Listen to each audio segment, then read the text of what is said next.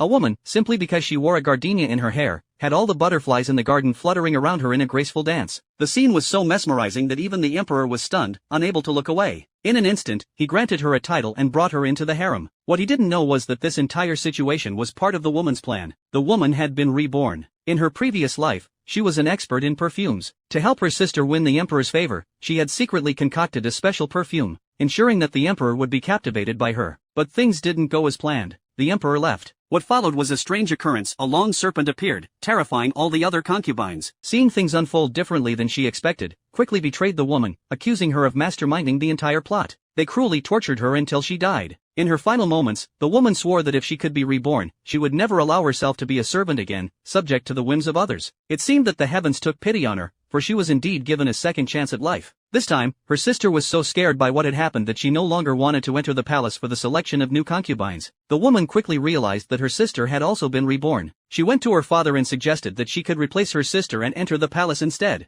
Her father, who loved her sister dearly, agreed to her request without hesitation. When the day of the palace selection arrived, the woman stepped through the gates and immediately saw the concubines who had been responsible for her death in her past life. Without a second thought, she slapped both of them across the face. Then, pretending it was all a mistake, she begged for their forgiveness, lowering herself to wipe their shoes in an apologetic gesture. Seeing her so humble, the two concubines didn't dare to say anything further. But the very next moment, one of them handed her a pastry to eat. The woman knew it had been poisoned, but she couldn't refuse. She pretended to eat it, and once they left, she spat it out. What she didn't realize was that, while she had been wiping their shoes, she had coated them in oil, intending to make them slip and fall in front of the emperor. Sure enough, when the two concubines entered the main hall, one of them slipped and fell flat on her face in front of the emperor. But because of her noble background, she was still chosen.